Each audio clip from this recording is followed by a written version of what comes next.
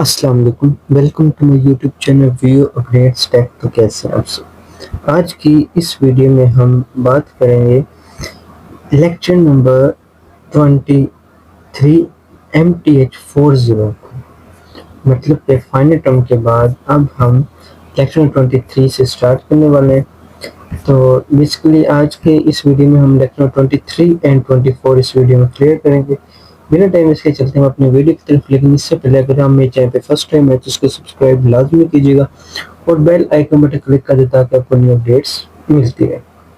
ठीक है, आज का जो लेक्चर हुआ है 23, मैं जो पढ़ाता हूँ वो थोड़ा सा तरीका अलग है।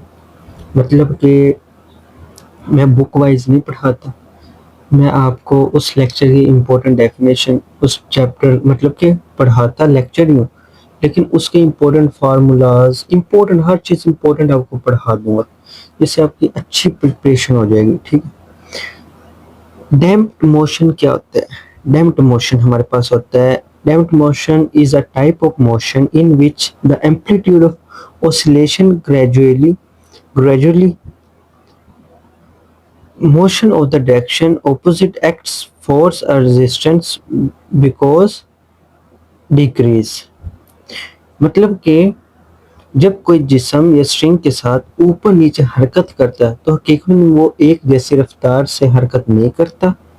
ठीक है, हवा, पानी या कोई भी ऐसा लिक्विड वगैरह हो उसमें हरकत को रोकते हैं, इससे हम कहते हैं डिस्टेंस डैम्प्ड मोशन। एक ऐसी टाइप ऑफ मोशन जो एम्पलीट्यूड जो इंक्रीज या डिक्रीज उसके उल्ट या उसकी डायरेक्शन में हरकत करते हैं।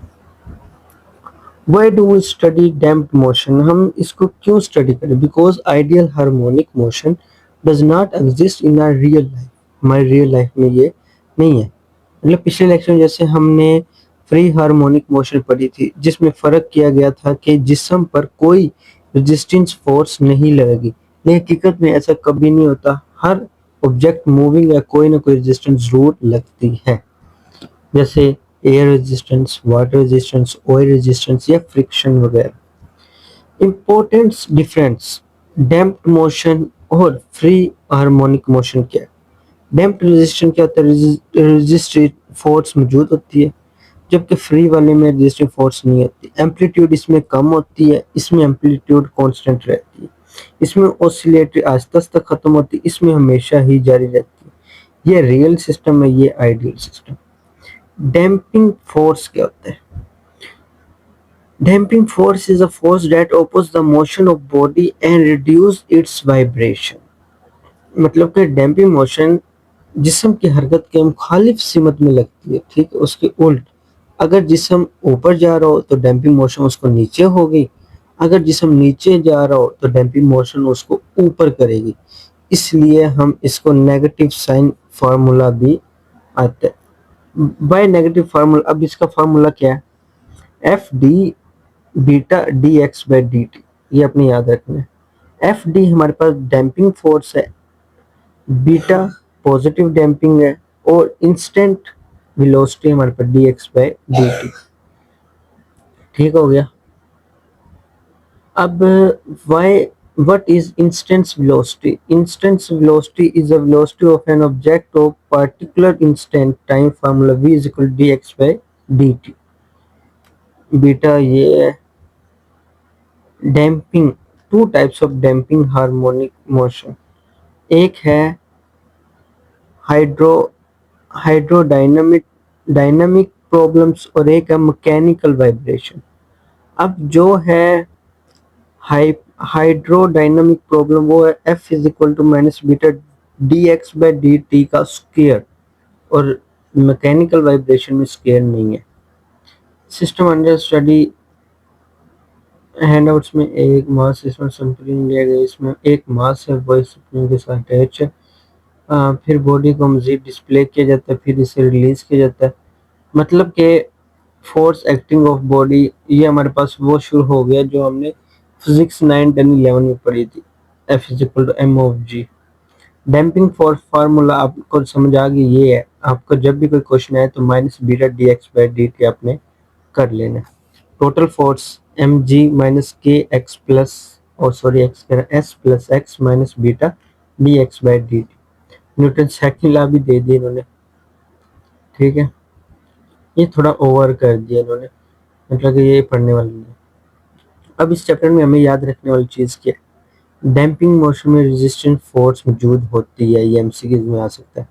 डैम्पिंग फोर्स हमेशा मोशन ऑपोजिट डायरेक्शन होती है, अगर ऊपर जा रहा है तो उसको नीचे, नीचे जा रहा है तो उसको ऊपर की तरफ देखे।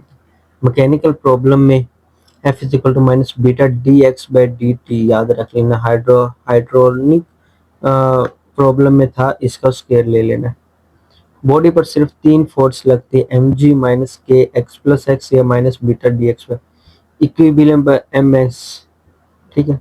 फाइनल कोऑर्डिनेट इक्वेशन हमारे पास है डी का स्क्वायर एक्स डी टी का square plus beta over M D X by D T plus K over M X is equal to 0। इसके बाद हमारे पास आ जाता है लेक्चर 24। लेक्चर 24 में हमने बताना फोर्स्ड मोशन क्या है। लेक्चर 24 हमारे पास क्या है, ये जैसे मैंने पढ़ाया, मैंने सिर्फ आपको एक मेन अच्छा कॉन्सेप्ट दिया। अगर आपको इसके अंदर क्वेश्चन आ जाए, आप बीटा इस तरह इसमें पेश करके आप अपना क्वेश्चन कर सकते हैं। Force motion lecture 24।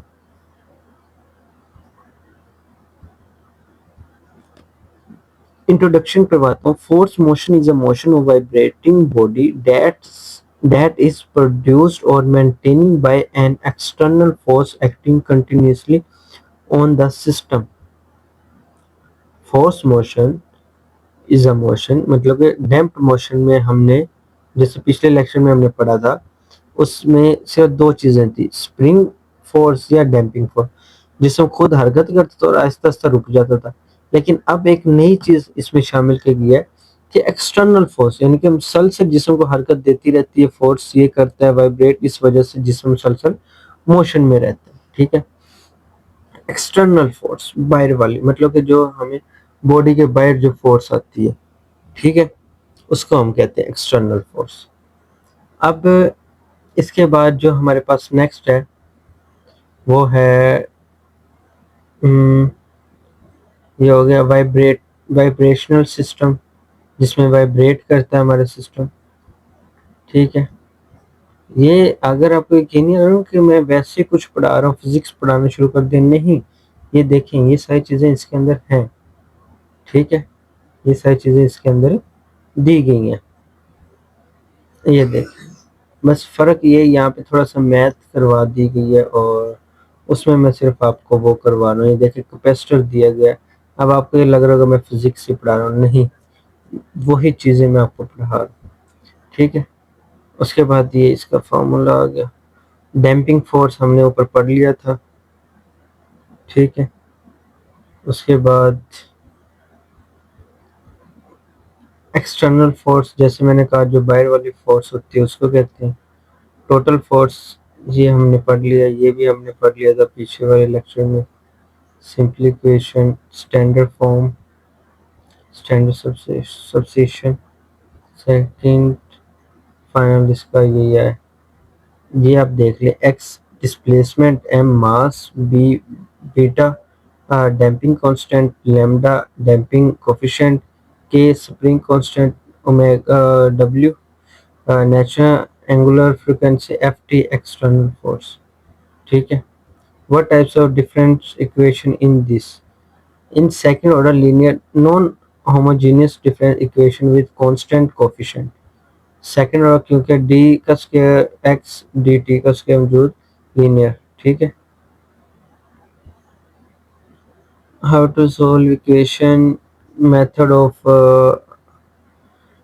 Undetermined coefficient, vibration of parameters, ठीक है। तो जो हमने याद करने हैं वो ये है कि इक्विलिब्रियम एम जी के एस, स्टैंडर्ड इक्वेशन ये है, स्टैंडर्ड फॉर्म ये है, 2 lambda B beta over M, ये हमने इसके अंदर याद करनी है, ठीक है। तो उम्मीद करता हूँ आपको इन दो लेक्चर्स की समझ आई होगी। तो जैसे मैं आपके साथ एक दफ़ा ये भी शेयर कर देता हूँ कि ये जस्ट इसके अंदर थोड़ा सा वो बताया गया है, ठीक है। इक्वेशन वही है, सारी चीज़ें वही यूज़ हो रही हैं, जस्ट ये थोड़ा सा उसके अंदर बताया जा रहा है ब्रीफली, ठीक है। तो उम्मीद करता हूँ आपको समझ आ गई होगी। इसी के साथ मिलते हैं इंशाल्लाह हम नेक्स्ट वीडियो में। टेक केयर, अल्लाह हाफिज़।